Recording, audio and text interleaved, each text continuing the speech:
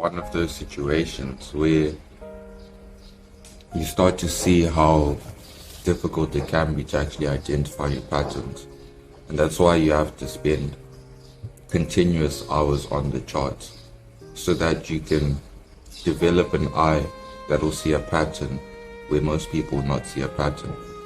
Once you know exactly what you want to see on the charts, you have to understand it's going to come in many different shapes, ways, and forms. It's not going to come out the way that the textbook tells you. It's not going to come out the way that this person shows you this example, because most likely they're going to give you a perfect example.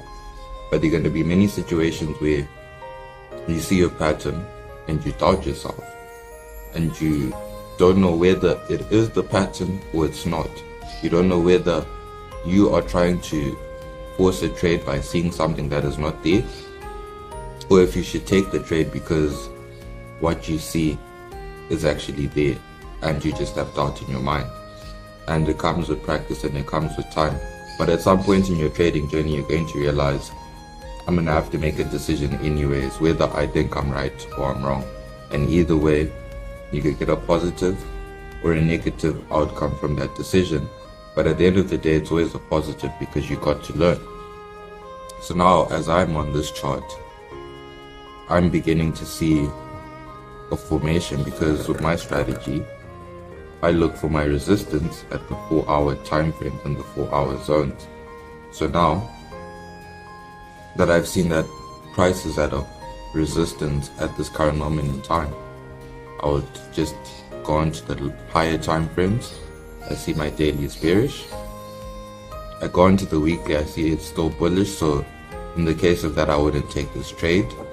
But at the same time, my trading platform, MetaTrader, might show me that that candle's actually red. And then we look at the monthly time frame, same issue, which it's bringing up somewhat of a doji formation, meaning that probably at this time in the market there is indecision, and that's why you have a candle with a very small body closer to the center, meaning that it could go up or it could go down. It's literally a 50-50 chance.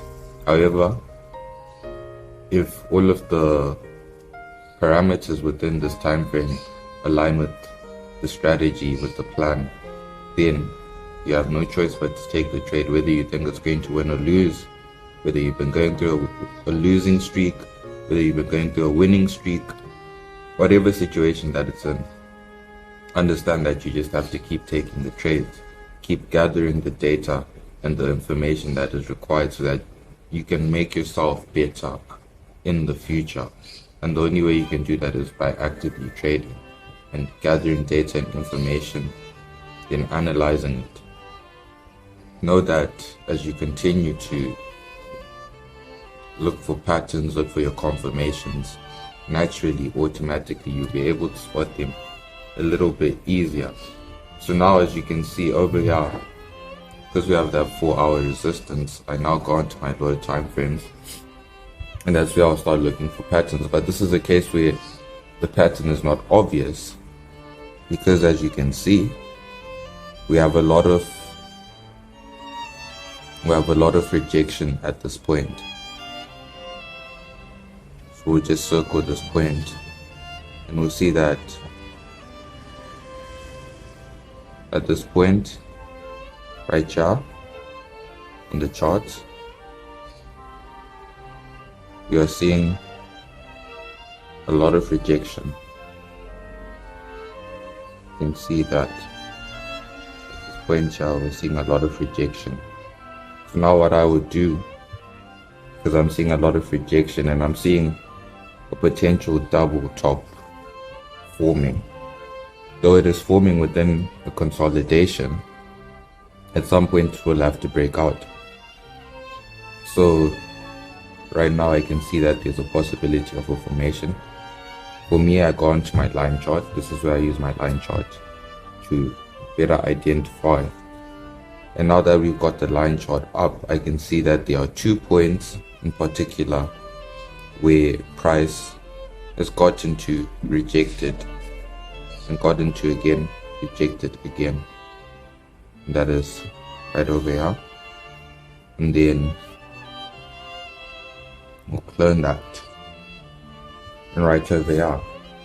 So this is where I would now say this is a double top pattern. This is a double top pattern.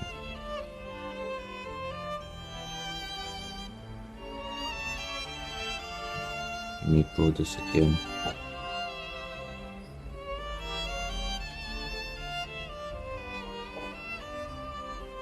So you see over here, this is what I would classify as a double top pattern.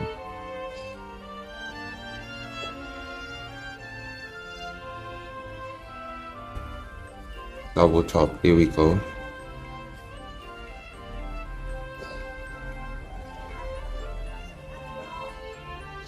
And in particular, because of these 2 points at this resistance, and all of it is aligning with my plan. So all I would want to see is to close below this point where I have put in my short position. And once it is done that, I place my order, whether it's a perfect market execution because the candle closed right below that point, or it's going to be a limit order waiting for price to pull back. Because one thing I've understood is that the best thing that you can do is to get price where you want it and not where the market tells you. And the meaning of that means that you'll be reducing your market executions and you'll actually be plotting your entry points, your take profit and your stop loss prior to you entering the trade. And you would do that by setting a limit order. And what a limit order does is that it only executes when price goes to the point where you have put your trigger. That's the only time that your order will be executed. The disadvantage of this is that there's a possibility that that price might not go to your point and you might get left by the trade and the trade continues in your direction. However, the advantage is that you get to put your stop loss exactly where your stop loss needs to be placed, in the best position for you to come out with a winning trade.